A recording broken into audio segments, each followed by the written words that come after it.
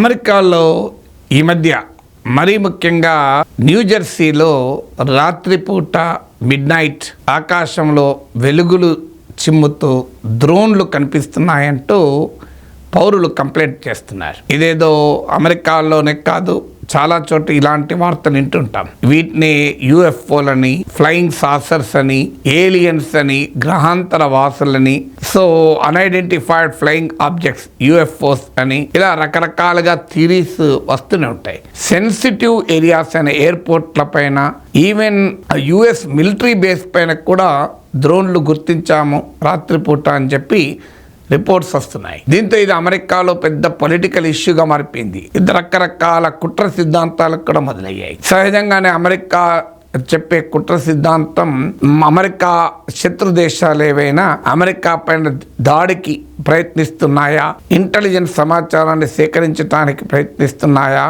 అనేది అనుమానం. ఇది ఇరాన్ చేస్తున్న పని అని మొదట్లో అమెరికన్లు భావించారు చాలా మంది. ఆఖరికి న్యూజెర్సీ తీరాన ఇరాన్ షిప్ కూడా ఉంది.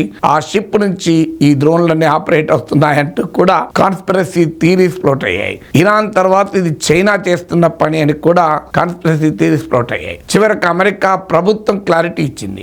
చాలా స్పష్టంగా చెప్పింది అంటే, అమెరికాలో పౌరులు కూడా బాగా డబ్బున్న వాళ్ళు కార్లు మెయింటైన్ చేసినట్టు ప్లేన్లు కూడా మెయింటైన్ చేస్తుంటారు. సో ఇవి స్మాల్ ప్లేన్స్, అవి డ్రోన్ల లాగా కనబడుతున్నాయి అంటూ అమెరికాలో కొంతమంది అధికారులు వివరణిస్తున్నారు. అది లేదా ఈ మధ్య కాలంలో డ్రోన్లు విపరీతంగా అన్నిటికి వాడుతున్నారు. ఇప్పుడు మన దేశంలో కూడా వాడడం మొదలైంది. ఆంధ్రప్రదేశ్లో అమరావతిలో ఏకంగా పెద్ద డ్రోన్ షో కూడా నడిపారు. రాబోయే కాలంలో ఇది పెరుగుతుంది. ఇప్పుడు మనకు స్విగ్గీ, జొమాటో, అమెజాన్ లో ఆర్డర్ ఇస్తే డెలివరీ బాయ్స్ వస్తున్నారు. ఫ్యూచర్ లో డెలివరీ బాయ్స్ రారు, మీకు డ్రోన్లే డెలివరీ చేస్తాయి. డ్రోన్లు మీరు ఏ వస్తువు ఆన్లైన్ లో ఈ కామర్స్ సైట్ లో బుక్ చేసినా డ్రోన్, అన్మాన్డ్ డ్రోన్ అంటే మనిషి ఏమి ఉండదు, దానికి ఒక ఫ్లయింగ్ ఆబ్జెక్ట్ వచ్చి మీ బాల్కనీలో ఆ వస్తువు పెట్టి వెళ్ళిపోతుంది. ఇప్పుడు రాబోయేటువంటి టెక్నాలజీ అది. అలాగే ఈవెన్ హ్యూమన్ డ్రోన్స్ కూడా రాబోతున్నాయని. అంటే మన కార్ల లాగానే మనకు డ్రోన్ ఉంటుంది. ఆ డ్రోన్ మన ఇంటి మీదకి ఎక్కచ్చు, డ్రోన్లో కూర్చోవచ్చు లేదా నిలబడచ్చు, మీరు హాయిగా ఆఫీస్కి వెళ్ళిపోవచ్చు. ఇలా